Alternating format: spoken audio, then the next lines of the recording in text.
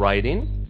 If you tuned in on Monday and Tuesday evenings, you heard Jason, the other Jason here, I'm the second Jason, talk about listening, and Marcus talk about reading. So like I said, I'm going to talk about writing tonight. The writing test tends to be the most difficult test for all of our students. In fact, we know that statistically, Russian students, for some reason, have the most problems with the writing test. Now, I really don't know why that is, because all of my students are very brilliant, well-educated people, and Russia has such a rich tradition of literature. And I know that at university, you have to do a lot of writing. I've been told that the writing systems, however, are very different. Perhaps that's why it's such a problem. It's not uncommon to have students go into the IELTS exam and score 7 in reading, 7 in speaking, 7 in listening, and 5.5 in writing, which can be a big problem, especially for our students who want to go to Australia and who need 7 in each test. Okay, so what we need to do tonight is briefly talk about the structure of the writing test, and then also talk about the mechanics of writing. It can be pretty boring to discuss grammar. I'm sorry about that, but it's very important to know all of this quite well if you want to get a high score in writing. Let me define high score. For me as a teacher, anything 7 and above is an excellent score. I always want my students to get at least 7 in every test, even if they don't need it. 7, 8, 9 in each test are fantastic scores. Okay, so let me move the slide forward. Okay, let's talk about the writing test. Again, it's 60 minutes. There's 2 parts to it, task 1 and task 2. Task 1 is different for academic and for general. For academic, it can be some type of graph, table, pie chart, pie chart, bar chart, process, even a map. And you have to describe that chart or whatever it is, and also identify the main features. For the general test, it's a letter. And that letter can be formal or informal. In my experience, the general task 1 is much, much easier than academic. The academic task 1 is really, at least for me, as someone who comes from a humanities background, the most difficult part of the IELTS exam. But there's a strategy for it that you can learn. But anyway, so you need to spend just 20 minutes on task 1. It's only 150 words. Before moving on to task 2, which is longer, 250 words, and you should spend 40 minutes on task 2. Now, some of you may have read on the internet that it's a good idea to start with task 2 and then do task 1. The reason being that task 2 is more important. Task 2 is worth about 67% of your final writing mark, whereas task 1 is only 1/3. However, I have found in doing this for 2 years that never works. I have never met a student who has been successful by starting with task 2. In my opinion, you should always start with task 1, finish it before 20 minutes, and then move on to task 2. Okay, if you write more than 150 words for task 1 or more than 250 words for task 2, it's okay. You can ask the examiner, the invigilator, for extra paper if you need. They'll give you an extra writing booklet. That's not a problem. Obviously, if you write 500 words, maybe it's a little bit too much. But the main thing is not to write less than 150 words for task 1 or less than 250 words for task 2. How can you know how many words you've written? Well, there isn't time to sit there and count every single word. the best thing to do is to practice writing on IELTS paper, which you can get from the IELTS website and which any good teacher, if you have a teacher, will give you as well. Over time, through practice, you will know what 150 words in your handwriting looks like, or 250 words looks like for task 2. If it's a few words less, if you have 145 words, for instance, in task 1, it's okay. If it's less than 140, it will be a problem. You'll have a penalty. Okay, so we've talked about the structure of the test. Let's move on and talk about the mechanics of writing. Now, as I said before, I warned you, this can be a bit boring, but it's very important. We need to start from the beginning. I have some friends in the U.S. Army, and they've told me that the United States Army prefers that new soldiers not have ever shot a gun before. Now, why do you think that is? Well, they want people who have not learned bad habits. They want to teach them the correct way of shooting a gun. I want to start at the beginning and teach you the correct way to write academic English. Yes, it is different from how you write academic Russian. Okay? So we're going to talk about, primarily, we're going to talk about the mechanics of writing tonight. All right.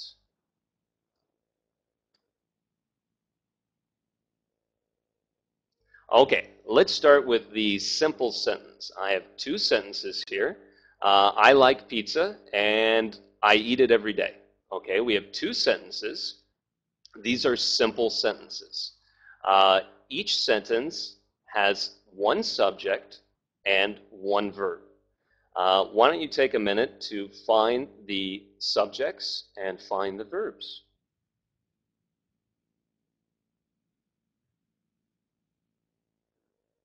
Okay, the subjects in each sentence are I, and the verbs are like and eat. Okay? All right, now, do you think that this type of sentence is good on IELTS? Well, not really. If you write an essay filled with simple sentences, you're going to get a low score. This is a very simple way of communicating. If you write some simple sentences, it's okay, but you need to write other types of sentences, which we'll talk about now. Okay, the compound sentence. Now, I can take two independent sentences and join them together into a compound sentence. I like pizza and I eat it every day. All right, now we have one sentence with two clauses. Notice that each clause has a subject and a verb. A clause is just a part of a sentence. The first clause here is I like pizza. The second clause, I eat it every day. It's joined together by a conjunction.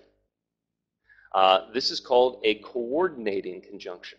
What that means is that we take two independent sentences and join them together by means of a coordinating conjunction.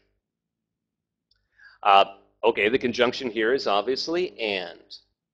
Now notice that there is a comma before and. My students always tell me that their teachers have told them that the comma in English is completely crazy and illogical, and that there are no rules. Well, that's probably because they did not know the rules and did not want to tell you that. The comma in English does have rules, especially for academic English, and we'll talk about those today. So, in a compound sentence, we always have a comma before the conjunction.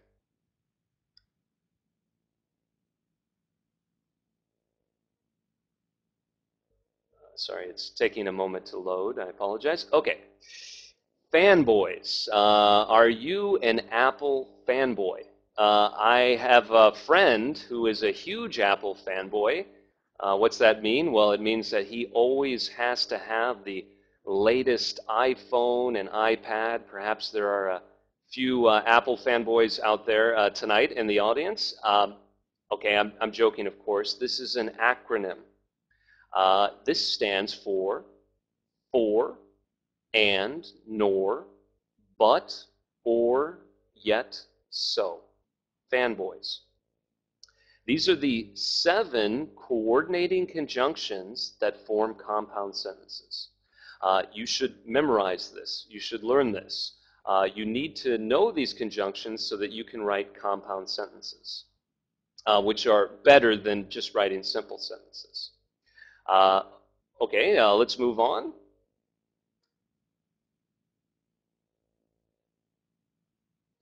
All right, so I have some examples of fanboys conjunctions. I love England, but I hate London. Okay, we've got 2 clauses. Each clause has a subject and a verb. There's the conjunction but, and of course there's a comma before the conjunction. Remember, we always use a comma in a compound sentence. Similar to but, basically a synonym of but, is yet. I love England, yet I hate London. Most of my students don't know that you can use yet in this way. Often they've heard yet used in sentences like, I haven't done it yet. But we can also use yet as a conjunction making compound sentences. So yet is like but. She went to Harvard, so she got a great job. Again, compound sentence. Here the conjunction is so, comma before the conjunction. So gives the result of one action. She went to Harvard, so she got a great job. We also have for. I enjoy reading, for it expands one's mind. For here is a synonym for what word do you think? Well, it's a synonym for because. Now, for and yet, to a lesser degree, are very, very, very formal. In fact, they're literary. That means that we often find them in literature.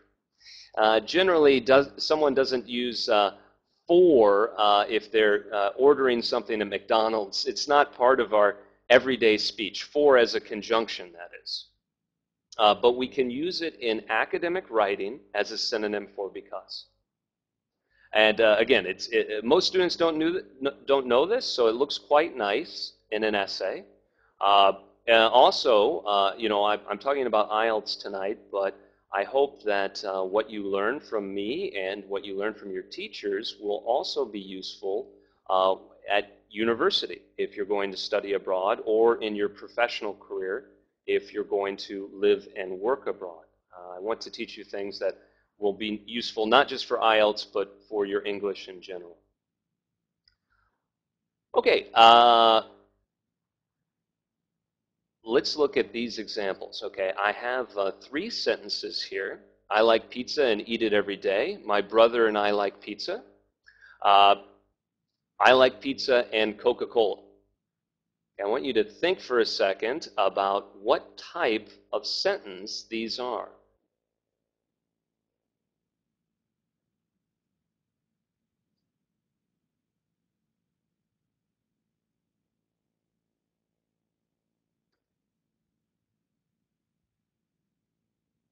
Okay, I like pizza and eat it every day is not a compound sentence. Why? Well, it only has one clause. Remember, each clause needs a subject and a verb.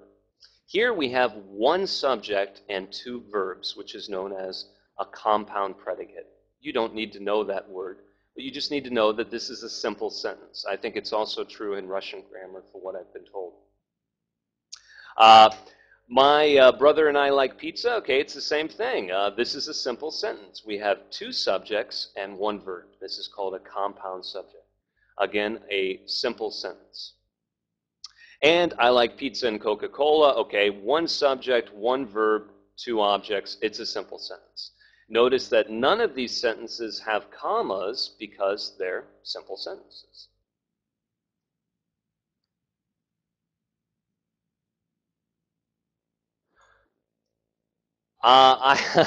Maybe I shouldn't have included this slide. This is a little complicated. This is a technical term from linguistics. You don't need to know this, but the word parataxis is from Greek.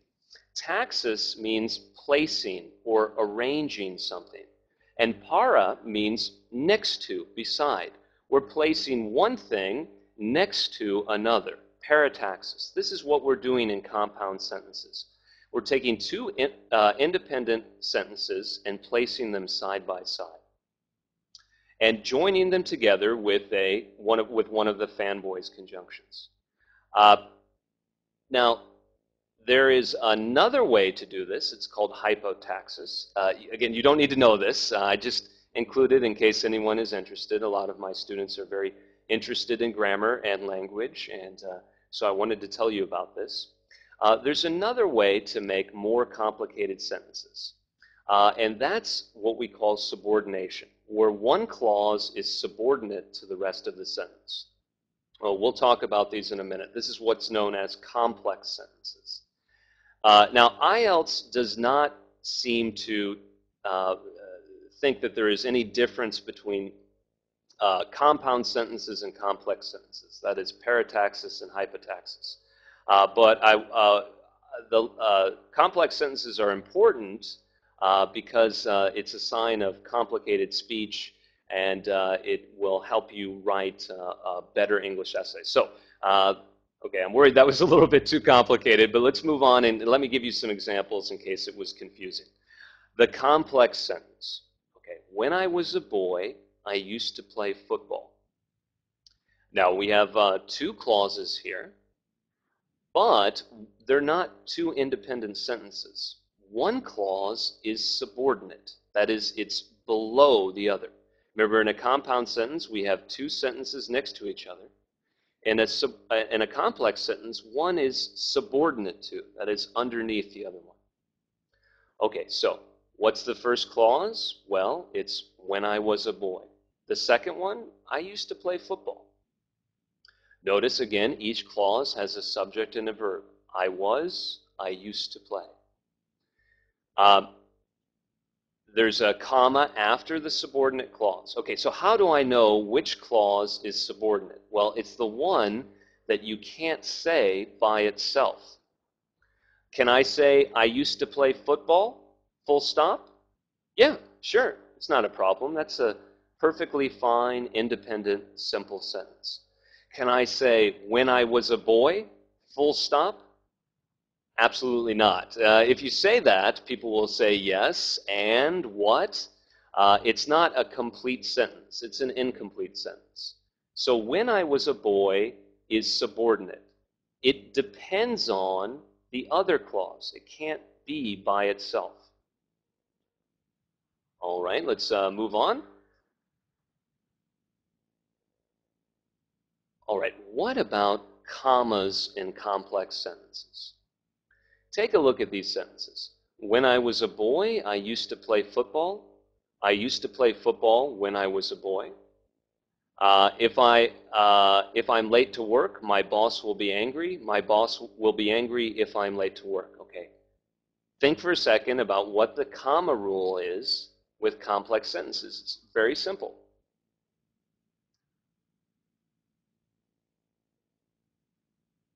Okay. If you said that when the subordinate clause comes first, it's followed by a comma. But if the subordinate clause comes second, there's no comma, then you're correct. Look at the first two sentences. When I was a boy, that's the subordinate clause. It comes first, so there's a comma after it. The second sentence, when I was a boy, comes second, so there's no comma before it. It's very easy. Same thing in the next two sentences. If I'm late to work, that's the subordinate clause, so it's followed by a comma. In the second sentence, if I'm late to work, the subordinate clause comes second, so there's no comma. Okay, there's a few exceptions to this rule, and we'll talk about those later. I should probably hurry up so that we can cover all of this. All right, so there's lots and lots of different conjunctions that can make complex sentences. We have temporal clauses. Temporal means time. So since I was a child, I have been studying English. I have been studying English since I was a child. Why do I have a comma in the first sentence? Well, because the subordinate clause comes first. In the second sentence, the subordinate clause comes second, so I have no comma. To give you some examples of other conjunctions we can use for time, we have before, after, while, as, and as soon as. All of these make complex sentences.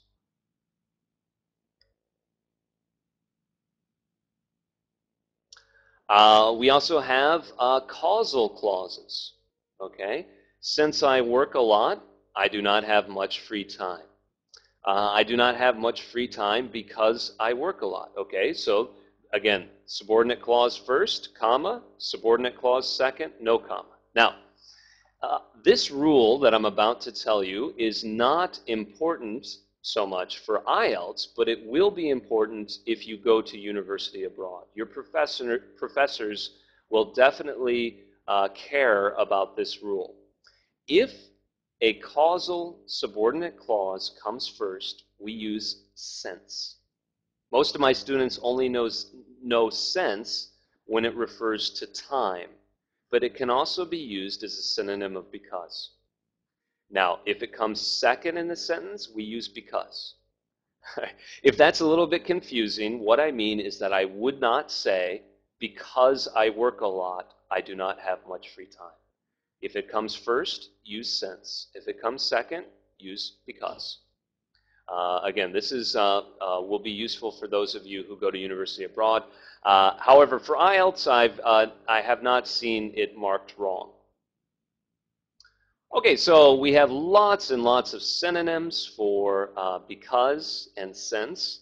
We can use as, we can use considering that, we can use due to the fact that, and on account of the fact that. Now, I always laugh about the last one because if you'll notice, it's 1, 2, 3, 4, 5, 6 words. If you're trying to write 250 words, I guess it's useful to have one expression that takes up 6 of those words.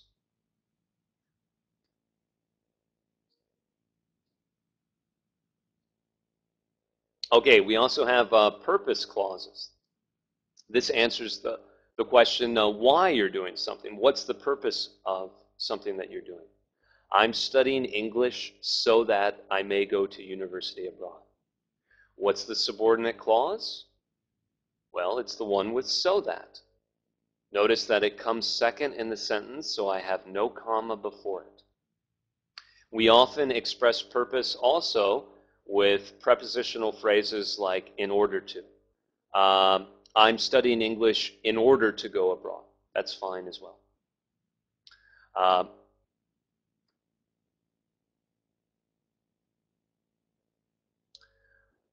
All right, now we can also write sentences with 3 clauses. My students always love this, I think, because they've read Russian authors who write very, very, very long sentences, sentences that can go on for a whole page. Let's look at these 2 sentences. I like pizza and I eat it every day, so I'm not very healthy. When I was a boy, I played football because it was fun. Okay, so the first sentence is a compound sentence with 3 clauses, and the second sentence is a complex sentence with 3 clauses. Notice in the second sentence, I don't use a comma before because of the rule I've already told you. All right, we can also make something called the compound complex sentence. This is kind of the best sentence that you can write, I guess I would say. Think for a moment about what a compound complex sentence could be. It has 3 clauses. What do you think it is?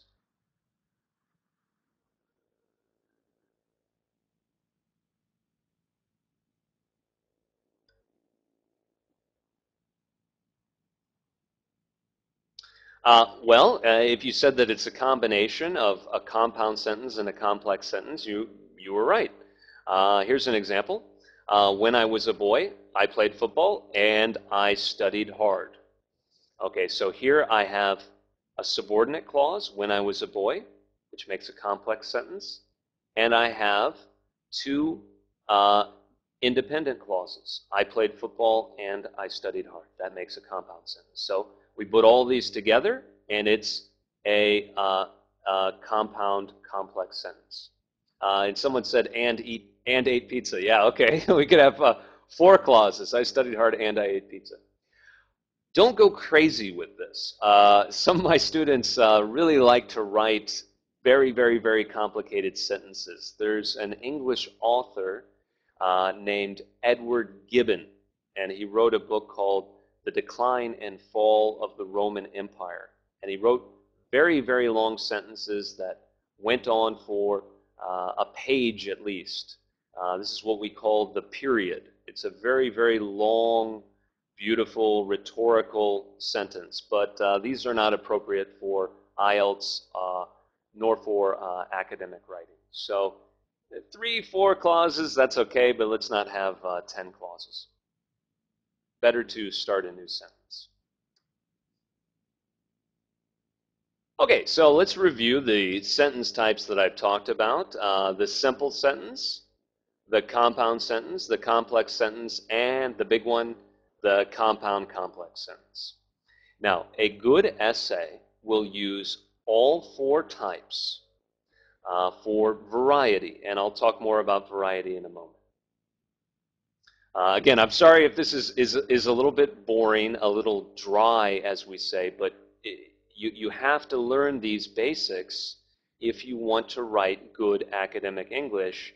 And again, forget IELTS for a moment. IELTS is just an exam that you'll take hopefully once and pass and go on to live the rest of your life and to study abroad or work abroad. I want to also give you skills that will be useful for the rest of your life in English. Okay? Before I came to Windsor, I should just say I taught at a university in the United States, and it really is expected that all students know how to do this. It can be difficult for native speakers too. This is something that we have to learn as well.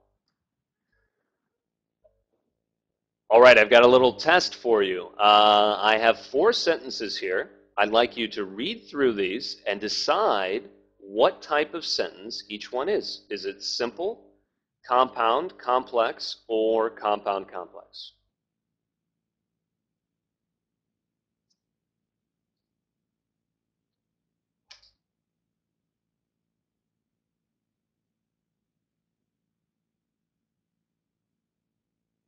Okay, I see that Natalie is on the right track. I hope everyone else is doing it. No, this won't be asked on the test, but you have to know how to do this. If you don't know how to do this, you're not going to be able to get a high score in IELTS. Okay, Dimitri's doing a good job as well. Uh-oh, I think Yevgenia has found out my secret. Okay. Oh, whoops, sorry. I moved forward too quickly. Okay, yeah, so number 1 is simple, number 2 compound, number 3 complex, and number 4 compound complex. The same as the previous list, as Yevgenia said. Okay, synonyms. What is a synonym of difficult? Yeah, good. It's hard. Thank you, Marina. What is its antonym? Simple, easy, yeah, right. Thank you, thank you. Okay, now why should we use synonyms on IELTS and in academic writing in general? Easy peasy. Okay, good, good. Okay, we need to use synonyms because we want to show the examiner that we can say the same thing in many different ways. You want to show the examiner, and this is true not just for writing, but in speaking as well. You want to show the examiner the breadth of your English knowledge. We call this in linguistics variatio. You don't need to know what this means. All it means is that you have a lot of variety in your writing. Again, show the examiner how much you know. A lot of people just want to take IELTS and forget it. But it's an opportunity to show them how much English you know. It can be fun, I guess, maybe a little bit fun. Someone who has basic English skills can only say things one way. When we get to the more advanced level, we can say the same thing in many different ways. Now, why are languages like this? I really don't know, but I know that Russian is this way. You have many synonyms in Russian. A sign of good writing is the ability to say the same thing in different ways. So we need to avoid repetition. Repetition means saying the same thing again and again. Often in speaking tests do we see students using the word because. Because. It sounds like a song from The Wizard of Oz, if any of you have seen that film. You don't want to use the same word again and again. The examiner will think that you can only say that idea, you can only express that idea with one word. So we don't want to just use because, we want to use for, we want to use since, considering that, due to the fact that, etc. Okay. Now, we can also plan this when we plan our essays. Well, we'll talk about that later. Okay, I think I'm going a little bit too slow here. I'll try to go faster. Okay, let's talk about contrast. What does contrast mean? Well, contrast is things like night, day, life, death, London, Paris, opposites, right? Okay, how can I express contrast? Contrast is very important in IELTS, especially in Task 1 academic, but everywhere, really. So I have a sentence here. I love England, but I hate London. That's for me, that's true. I lived in England for almost 4 years. I have an English family, and I'm not a big fan of London. Love England, though, I must say. It's a beautiful country. Okay, I could also, so that's a compound sentence. Now, I could also say, I love England, yet I hate London. Another compound sentence. I could also use the word although. Again, try to say this word. It's although. My students never use this word. I don't know why. Maybe it's a bit difficult to say, but it's a very important word. Now, it just means but. It's a synonym for but. However, it makes a complex sentence. Now, for those of you who have been paying attention throughout this talk, you will remember that I said that if the subordinate clause comes second, we don't have a comma before it. Well, this is the first exception to this rule. If it's contrast, we do have a comma, even with complex sentences. So if it's contrast, we always use a comma. Therefore, we have a comma before although. I can also put although at the beginning of a sentence. Although I hate London, I love England. It means the same thing, I've just changed the order. Now we have some synonyms of although, despite the fact that, and in spite of the fact that. Again, in spite of the fact that, let's see, 1, 2, 3, 4, 5, 6 words. Very useful if you're trying to write 250 words.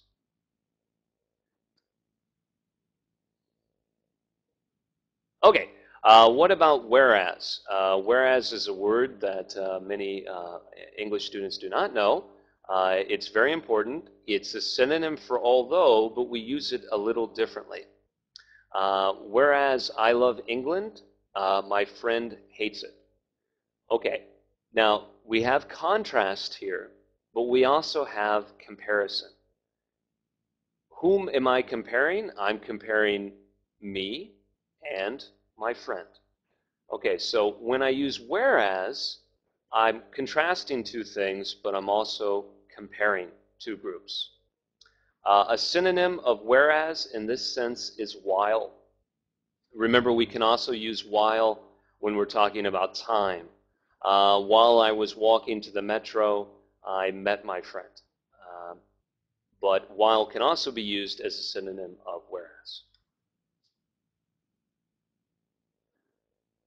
All right, a very common mistake in all the IELTS writing that I see is a sentence like this. I love England despite I hate London. Maybe some of you have heard of Bugs Bunny, a famous cartoon character from the United States. Well, Bugs Bunny has a friend named Daffy Duck, and this is the way Daffy Duck speaks. Let's try not to speak like Daffy. Why is this a mistake? Well, it's a mistake because despite is not a conjunction. Remember, a conjunction joins together two clauses, each with a subject and verb. This is a preposition, okay? What's a preposition? Well, a preposition has its position pre, that means before, a noun or a gerund. A gerund is a noun from a verb. Remember, we make this with ing. So I need to say, I love England despite hating London. A synonym of this is in spite of. I don't have a comma here because it's a simple sentence. I only have one subject and one verb. Hating is not a verb, it's a gerund. It's a noun from a verb. Okay, let's talk more about prepositions. Look at this sentence. I love England despite my best friends hating it. Okay, if the subject of the gerund is the same as the subject of the verb, we don't mention it. In the previous sentence, I said, I love England despite hating London. The subject of hating is the same as the subject of the verb, so I don't need to say it. What if the subjects are different, however? Well, we use the possessive case. That means apostrophe S. My best friends. This is what we do often in academic English writing. Okay, I hope I'm not going too fast, but we need to cover a lot tonight, and those of you who want to can watch this again and review it. Okay, another very, very common mistake. Okay, this is not good in academic writing at university or on IELTS. I love England, however, I hate London. However, again, is not a conjunction.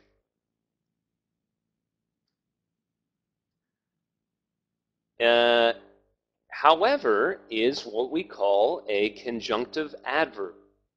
Now, conjunctive adverbs are words that are like conjunctions, but we think that they're not strong enough to join together two clauses. So we need to write it like this, for instance. I love England, full stop. However, I hate London.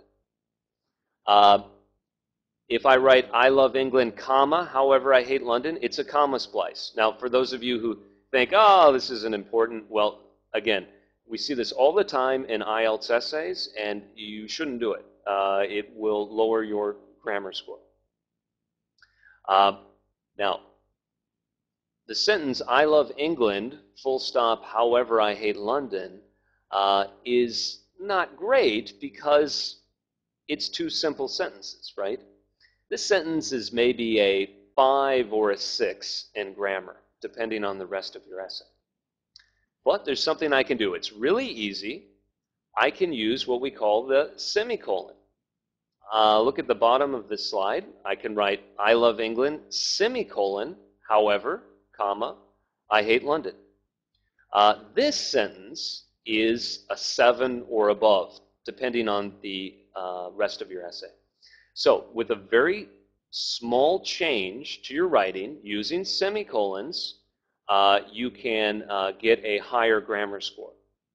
And this will also affect your score in terms of how well organized your essay is. And we'll talk about that later. This is very, very useful. Don't go crazy. Again, don't use this in every sentence. Don't use more than one semicolon.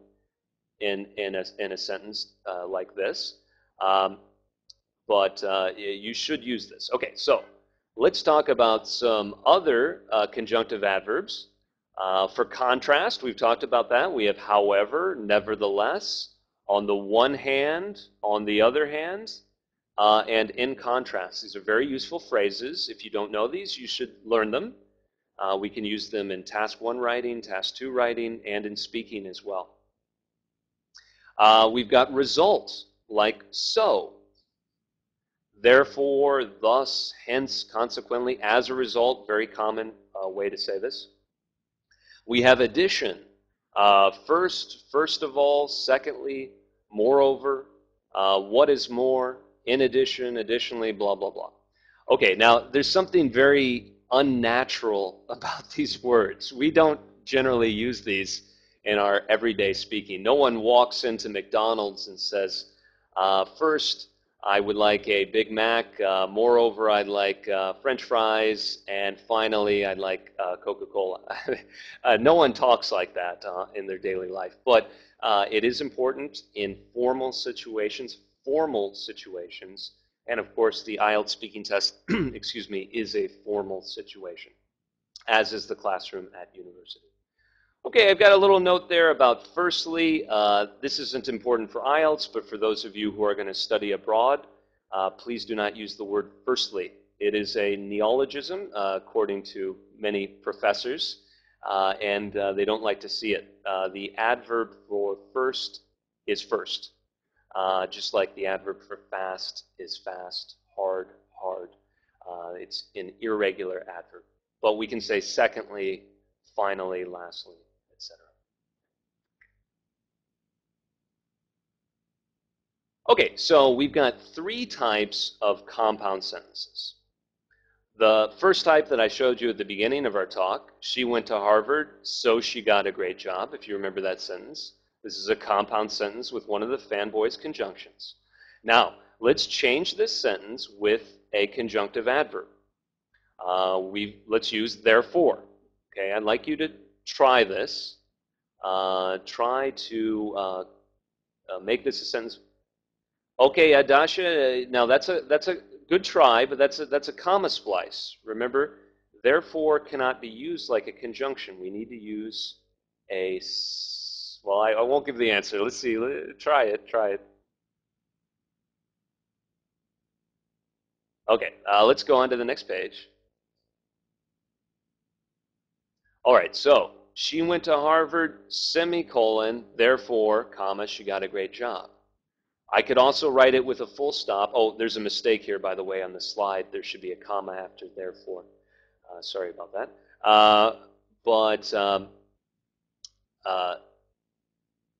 This first sentence with the semicolon, remember this is a 7 or above in grammar. Learn how to do this. It's very easy. I know you have the semicolon in Russian. You can use this. It will make your writing better. It will give you a higher score. It's very, very easy to use. Now, we can also use the semicolon to connect 2 clauses without any other words. Look at that sentence. She went to Harvard. She got a great job. Okay, that's the third type of compound sentence. You should use all 3 types in your essay. But we can't use it if there's no connection between the 2 clauses. I can't say, she went to Harvard, she likes, semicolon, she likes cars, or something. There's no connection there. There has to be a connection between the 2 clauses. Okay, I see I'm running out of time. I've talked too much. How can we use conjunctive adverbs in writing? Well, we can use them to structure our paragraphs. Remember, a paragraph is a collection of sentences. Now, you need to be able to write very clear, nice paragraphs to succeed in IELTS writing. Okay, I've got a paragraph here. First of all, if one has fair remuneration from one's work, it will produce a feeling of self-satisfaction from getting a well-earned reward. Secondly, it is friendly colleagues who create a happy environment. Moreover, a boss who understands his or her employees can be the icing on the cake, so to speak.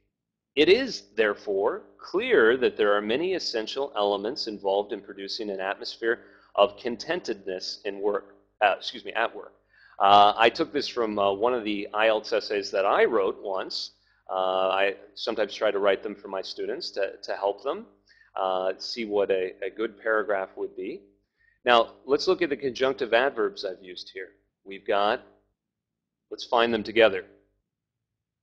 First of all, secondly, moreover, and therefore.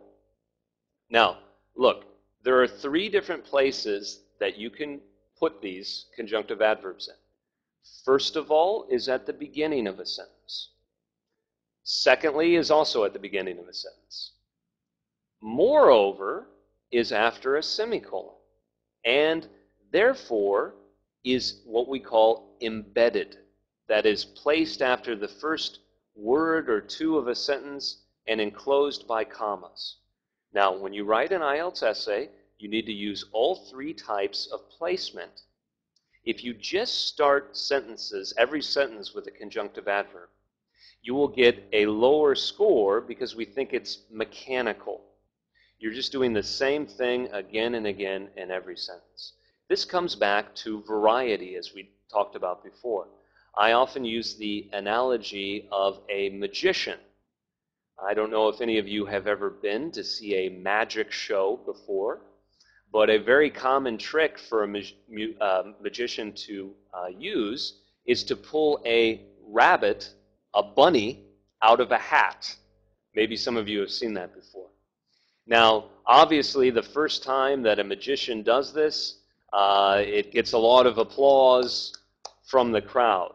Well, what if for his next trick, he does the same thing, another rabbit out of the hat. And for the 3rd trick, another rabbit. 4th trick, another rabbit. Obviously, it's boring, it's repetitive, everyone will leave the show. Don't do that in your writing. Don't have mechanical writing. Don't use the same word again and again. Use the 3 different types of placement for conjunctive adverbs, beginning of the sentence, after semicolons, and also with embedding. Okay, I'm definitely running out of time here. There's too much that I'd like to talk about. I'm only halfway through the slides. Okay, so let's talk about the paragraph, the IELTS paragraph. Well, what do you need to do? You have to plan. Please do not go into this exam and just start writing. Crazy, panicked, disorganized writing. This happens so often, and we call this stream of consciousness. What that means is you're just writing every crazy thing that comes into your head with no organization whatsoever. This happens when people get very, very nervous on the exam.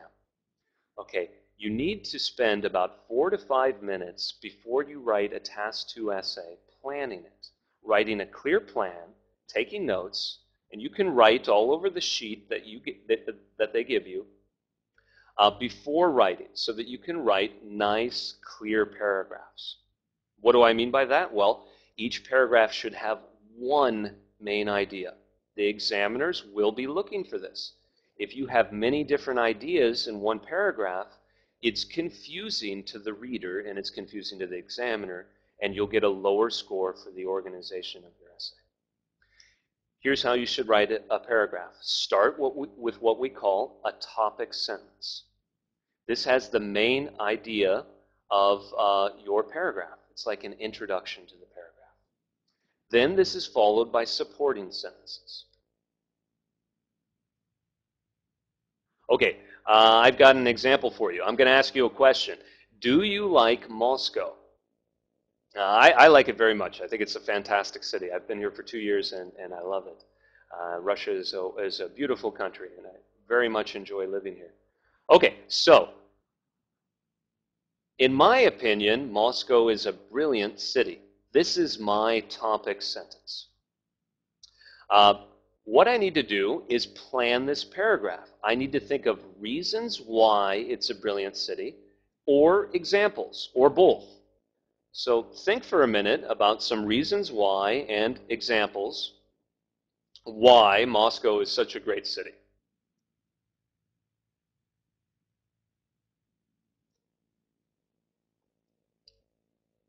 Yeah, Dasha, definitely. It has a rich history. I thought the same thing.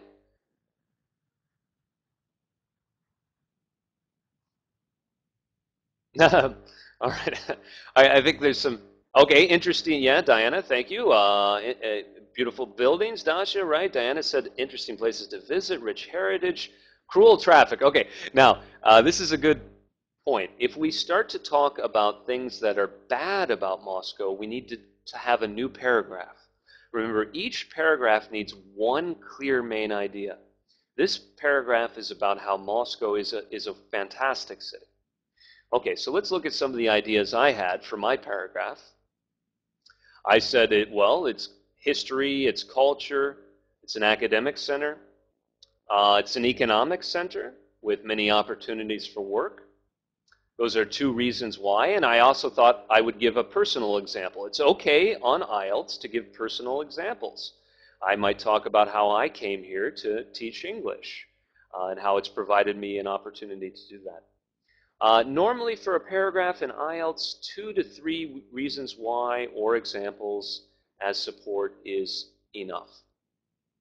Okay, I realize that I'm talking past the time that I was supposed to, but there is an IELTS consultant here who can answer some of your questions, and I'd like to continue with this presentation if that's all right. Okay.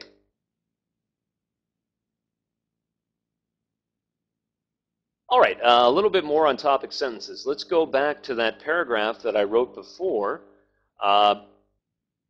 You see here, well, where is the topic sentence in this paragraph?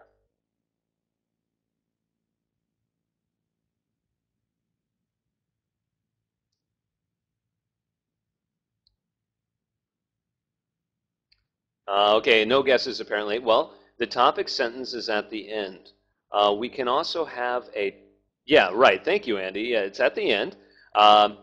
We can also put the topic sentence, I see Diana got it as well, at the end. So we can put it at the beginning as an introduction or at the end as a conclusion.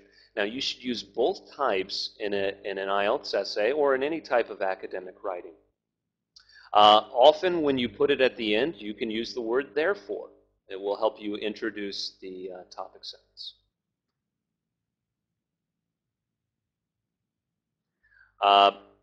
Okay, I already said this. Let's continue. Okay, let's review commas. I have 3 sentences here. What I'd like you to do is try to put commas into these sentences. Remember, the examiners will check your commas, and it's also important for your future academic writing, as I think I've said 1,000,000 times tonight.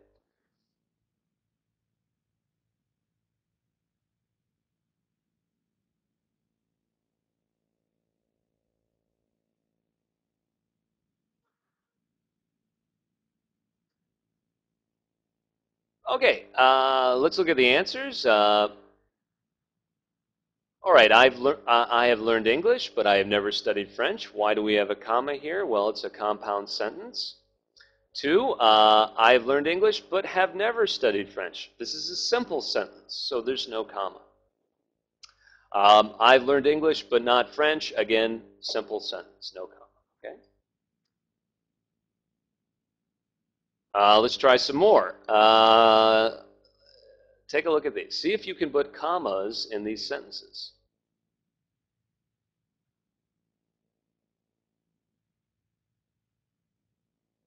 Again, there's an IELTS consultant here for any of you who have questions. Just type your questions into the chat box, and he can help answer them. Okay, I've got some good guesses here. Let's see. Okay, so let's look at the answers. All right, so we've got a comma in the first one, complex sentence, subordinate clauses first.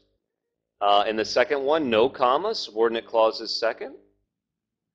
First one, again, the subordinate clause first. And in the second one, although the subordinate clause is second, remember it's contrast.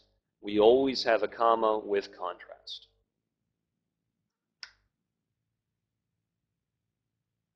Okay. I think I've done too much here. All right, let's take a look at this. I have some more complicated sentences.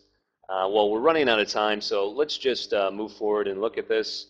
Um, okay, so I've got a comma after the first clause. It's subordinate. I have a comma after the second clause because it's a compound conjunction. And the second one, I don't have a comma before because. Remember, no commas before because. I do have a comma before although. It's contrast. Okay, this is the most difficult sentence I could think of. I want you to see if you can put commas into this before we finish. Let me give you a few seconds to try this.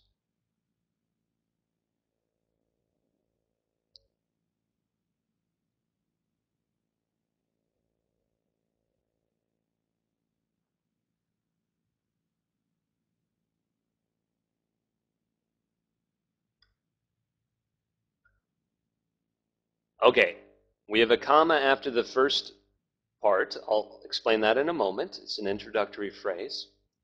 I have a comma before but, compound sentence. I don't have a comma before if. Remember, if a subordinate clause comes in the middle of a sentence, we don't have a comma. But I do have a comma after it because the main part of that sentence comes after. Semicolon before a conjunctive adverb and a comma after it. Oh, let's see. It looks like, oh, Dasha, great job. Okay, you had it. I'm sorry, I should have given you more time. Excellent job, though. Okay, introductory phrases. There's three things that we can use. We can have conjunctive adverbs. We can have prepositional phrases. We can have participial phrases. Let's give some examples of those. Uh, Nevertheless, in my opinion, moving on to the second chart, this might be something you could use in task one. Okay, whenever we have any of these introductory phrases, that is a phrase that starts a sentence, we should always put a comma after them. Students always forget this. Remember to put a comma after an introductory phrase. I'm almost out of time. I'm nowhere near the end. Okay, I don't think we're going to get to relative clauses here. I'm so sorry about that. Anyways, I know we've covered a lot tonight. I know it can be a bit boring. All of these things are important. You need to learn all of the mechanics of writing from the basic level, and then you can slowly build. Learning writing is like learning mathematics. You start at the basic level, and then you add to it, and add to it, and add to it. And then you put it all together into an IELTS essay. Now, I'd love to continue on and tell you more about relative clauses and about planning essays. Let me just remind you, when you write paragraphs, please, please, please, one main idea for paragraphs in the body, that is in the middle of the essay. Start them with a topic sentence followed by support, or you can put the topic sentence at the end. Use conjunctive adverbs at the beginnings of sentences, after semicolons, and embedded between commas. And use a variety. Use simple sentences, compound sentences, complex, compound, complex, and I think I said plan. Okay, that's all I could. That's about everything for tonight. I better stop it.